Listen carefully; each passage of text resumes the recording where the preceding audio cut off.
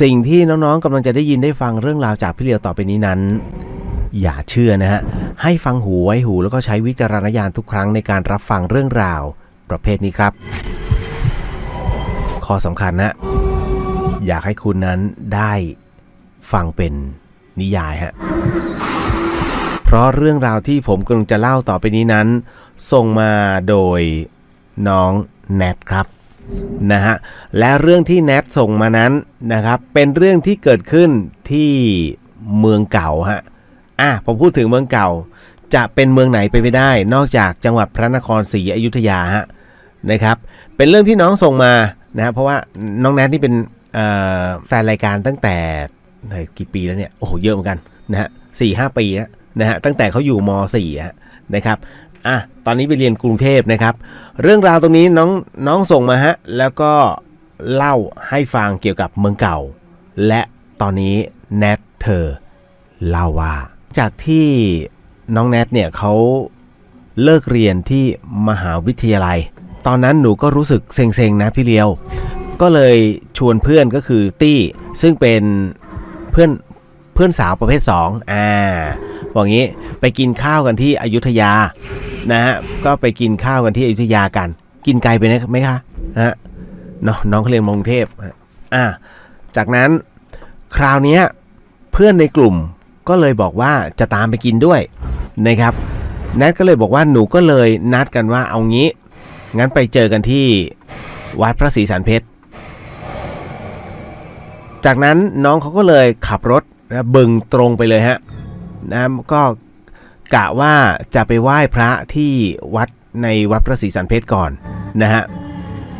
แต่พอไปถึงฮะน้องแนทก็บอกว่าพอไปถึงมันก็เกือบจะ6 โมงแล้วนะฮะมันก็เกือบจะ6 โมงเย็นแล้วค่ะก็ประตูเขาก็ปิดแล้วหนูก็เลยโทรบอกเพื่อนว่าเฮ้ยจะรอตรงลานจอดรถหน้าวัดนะฮะเพราะตรงนั้นเป็นอุทยานนะฮะมันเป็นอุทยานประวัติศาสตร์ซึ่งเพื่อนๆก็กำลังออกจากมหาวิทยาลัยกันนะฮะแนทบอกว่าในขณะที่หนูกำลังรอเพื่อนพ้องกันอยู่นั้นตี้ก็เลยชวนถ่ายรูปเพราะตรงนั้นน่ะมันเป็นอุทยานประวัติศาสตร์ด้วยค่ะแล้วด้วยแสงที่กำลังจะมืดมันสวยมากพี่เลียวเราต่างคนต่างแยกกันเดินถ่ายรูปค่ะ นะฮะจนกระทั่งหนูก็เดินไปที่บริเวณด้านหลังของวัดพระศรีสันเพชรคือเดินเลยแผงร้านค้าไปนะก็เห็นมีคนเขาเหมือนกับที่เห็นคนขี่ช้างผ่านไปก็คือไอ้ช้างที่เขาเอานักท่องเที่ยวนะฮะไปนะฮะก็คือกำลังเดินกลับหนูก็เลยไปถ่ายรูปจากนั้นก็เดินชมรอบๆฮะรอบๆพื้นที่จนกระทั่งมันมืดนะฮะตี้ก็โทรมาบอกว่ารออยู่ตรงรถแล้วนะส่วนไอ้พวกนั้นก็กำลังจะถึงหนูก็เลยรีบเดินกลับแต่ด้วยความที่มันมืดค่ะก็เลยไปเดินสะดุดเหมือนกับจะเป็นสะดุดอิฐล้มลงจากนั้นพอกำลังแนทบอกว่าพอหนูกำลังจะลุกขึ้นพี่เลียวพอกำลังจะลุกขึ้นเนี่ยหนูก็เห็นผู้หญิง2 คนนะฮะเห็นผู้หญิง2 คนเขาใส่สบายแล้วเดินอย่างช้าๆก็คือเดินไปแล้วก็ผ่านหนูไปอย่างช้าๆหนูก็มองดูรอบๆว่าเขามีงานเขาไปงานที่ไหนกันหรือเปล่านะก็ลุกขึ้นมาดูฮะปรากฏว่ามันก็มืดสนิทก็มีแค่โน่นมีรถผ่านอยู่ไกลๆนะฮะแต่พอหันกลับมาอีกที2 คนนั้นก็หายไปแล้วฮะ2 คนนั้นหายไปแล้วโดยที่เสื้อผ้าที่เขาใส่เนี่ยคือมันเป็นสบายสวยงามมากนะฮะส่วนทรงผมนั้นโอ้โหคือเขาไว้แบบเหมือนเป็นผมแสกฮะเป็นผมแสกแล้วก็มีปิ่นนะฮะหน้าตาไม่ได้แต่งนะครับจากนั้นเนี่ยเขาบอกว่าพอหลังจากที่ดูรอบๆแล้วเนี่ยมันไม่มีใครก็ลุกขึ้นนะฮะแล้วก็เพื่อความแน่ใจจึงเดินตามไปตรงจุดที่2 คนนั้นเขาเดินไปมันก็ไม่เห็นมีอะไรฮะนะก็ไม่มีคนด้วยก็เหลือแต่ มีคนเดินมานะฮะก็เป็นเจ้าหน้าที่ซึ่งเดินตรวจแหละนะฮะหนูก็เลยถามพี่เขาว่าพี่เมื่อกี้เห็นผู้หญิงใส่สบายเดินมาทางนี้บ้างไหมแกก็บอกว่าไม่มีนะแนทยังบอกต่อว่าพี่เดียวค่ะจากนั้นหนูก็เลยเดินไปที่รถพอเดินไปที่รถก็เห็นไอ้ตี้เนี่ยกำลังยืนกินอะไรอยู่ก็ไม่รู้แต่สิ่งที่ทำให้หนูแบบเฮ้ยคือเหมือนกับว่าจะเดินตรงไปเลยหรือว่าจะหยุดดูหรือยังไงน้องบอกว่ามีผู้หญิงอีกคนหนึ่งค่ะพี่เลียวเขาก็ใส่สบายยืนอยู่หลังไอ้ตี้ลักษณะของเธอคนนั้นนะลักษณะของผู้หญิงคนนั้นนะฮะเหมือนกันเลยฮะก็คือผมแสกกลางนะฮะแต่พอหนูเดินไปเขาก็เดินออกไปอย่างช้าๆแถมเดินตรงไปยังเขตกำแพงเจดีย์ขาวหนูก็เลยเดินผ่านไอ้ตี้ไปตี้มันก็ถามจะเดินไปไหนหนูก็ไม่ได้พูดอะไรหรอกแล้วก็เดินตามไปจนกระทั่งเดินไปเข้าไปในเขตอุทยานซึ่งมันห่างอยู่ประมาณ50เมตร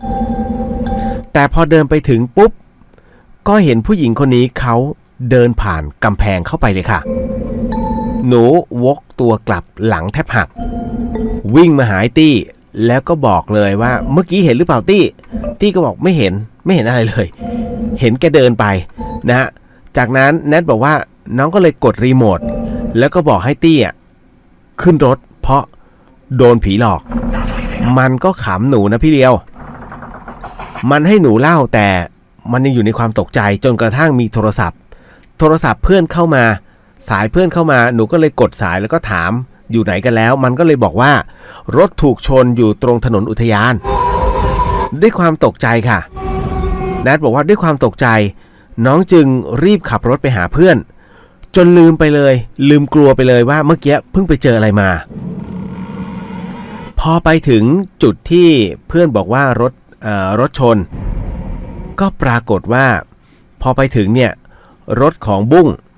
นะฮะรถของบุ้งที่มีเพื่อนมาด้วยอีก4คนเพื่อนหนูเนี่ยในกลุ่มคือมันไปถูกอะไรก็ไม่ทราบครับพี่เลียวชนที่เรียกว่าการชนบุบไปนิดนึงนะฮะตี้ก็เลยถามว่าชนหมาหรือเปล่านะฮะบุ้งก็บอกว่าเฮ้ยไม่มีเมื่อกี้ขับมาดีๆแต่ที่มันแปลกคือฉันเห็นคนห่มสบายเดินสวนมาก็มองตามแล้วเสียงมันก็ดังกึ้งจากนั้นก็รีบจอดรถลงมาดูก็ไม่พบอะไรฮะพอไม่พบอะไรเนี่ยแล้วที่มันน่าแปลกก็คือว่าหันกลับไปดูคนที่เดินห่มสบายอ้าวไม่รู้ไปไหนแล้วทั้งที่เส้นทางตรงเนี้ยถนนอุทยานเป็นทางตรงหนูก็เลยบอกบุ้งว่าบุ้งมึงกับกูโดนเหมือนกันเลยแต่รถมันบุบไม่มากค่ะพี่เลียวเราก็เลยไปกินข้าวกันต่อที่ร้านอาหารจากนั้นเราก็คุยกันเรื่องที่เจอซึ่งก็ไม่มีใครสรุปได้ว่าผู้หญิงใส่สบายนั้นมาจากไหนแม้ถามพี่เจ้าของร้านแกก็บอกว่าไม่เคยเจอค่ะแต่หนูกับบุ้งยืนยันได้ค่ะว่าเห็นเหมือนกันแล้วเจอเหมือนกันเพียงแต่คนละที่เท่านั้นเองค่ะพี่เลียว